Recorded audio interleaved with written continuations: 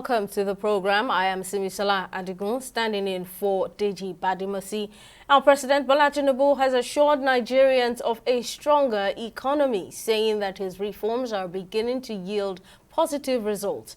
The president made this remark during his second budget presentation before a joint session of the National Assembly on Wednesday, December 18, 2024. Presenting the 2025 appropriation bill to Parliament, President Tinubu unveiled an estimate of 47.96 trillion naira with a crude oil benchmark price of $75 per barrel, daily oil production of 2.06 million barrels per day, and an exchange rate of 1,500 naira to the US dollar for the 2025 fiscal year. Defense and security, infrastructure, health and education were some of the sectors with high allocations in the 47.9 trillion naira budget of restoration presented by President Tinubu. Providing an expenditure projections for 2025, President Tinubu says the government targets 34.82 trillion naira in revenue. Debt servicing will account for 15.81 trillion naira, with the budget deficit constituting 3.89% of the gross domestic product, GDP. The president says the 2025 budget deficit will be financed mainly by new borrowings.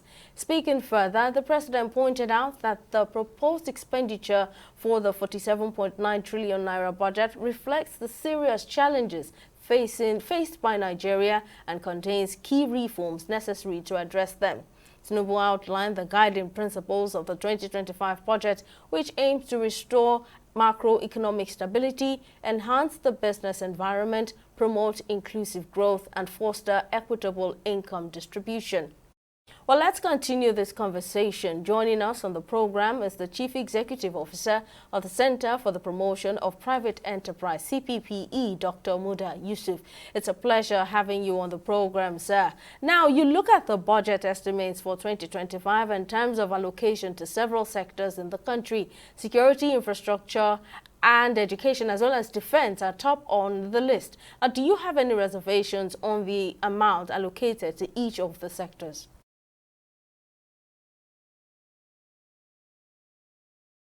Well, the priorities that have been set out by the president in the budget, as you have spelled out in your background report, I think they are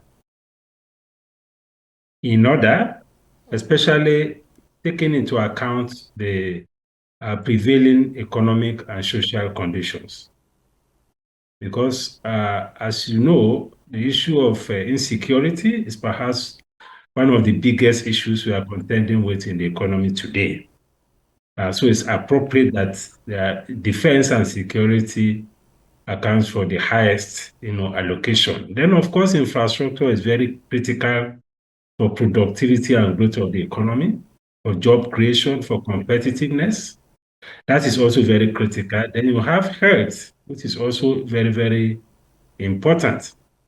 So if you look at all those items that have been highlighted as priority, I think they are they properly align with what the desires of the economy is at these elements, that are also very important that needed to be addressed. What the president has highlighted, I think they are perfectly in order.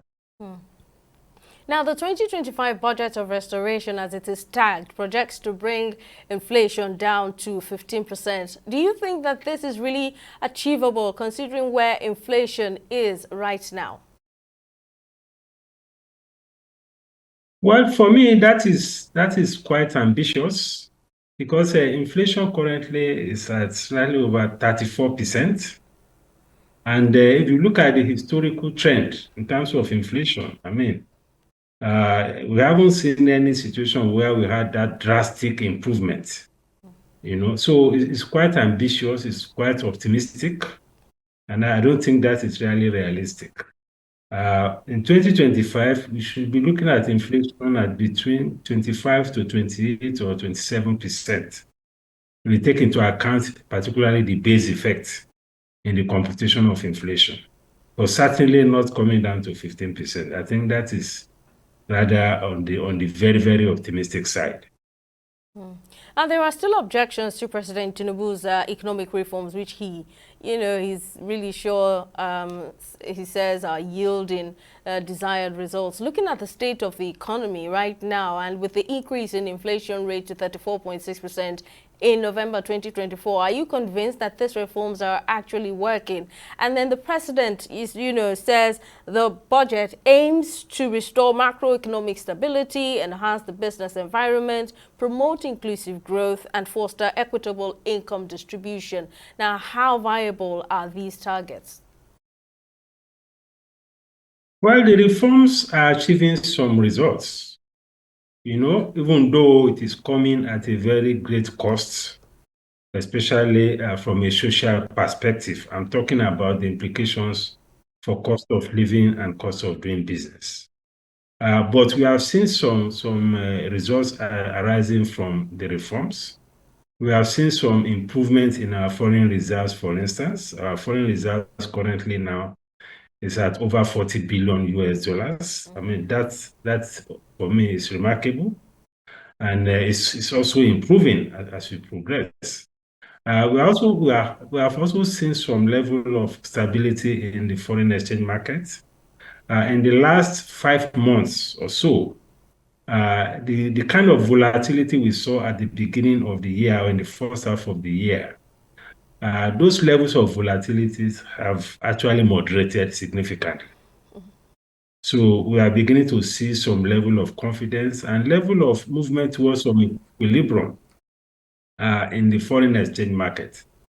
That for me, I think is also a very good thing. And we're also beginning to see some expression of confidence in our economy, given what has happened with the oversubscription with the Eurobond of $2 billion.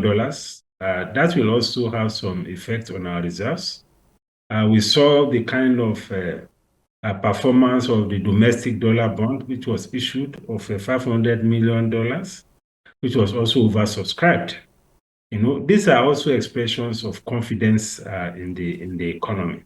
We've seen some progress towards import substitution. We have seen some, if you look at what has happened, for instance, to domestic refining of petroleum products, that is very, very remarkable and could also be a game changer, especially when we look at the impact of petroleum. So if in 2024 exchange market, I think that will be remarkable, a more positive outlook exchange rates. And the president also alluded to the point that we are looking forward to a situation in 2025 where there will be less importation of petroleum products and possibly export of refined petroleum products. So if we're able to follow through with that with the right kind of policy and policy support and political support, that will also be positive. So we are beginning to see some traction, but again, the challenge very much with us. The challenges of high cost of doing business is still very much with us.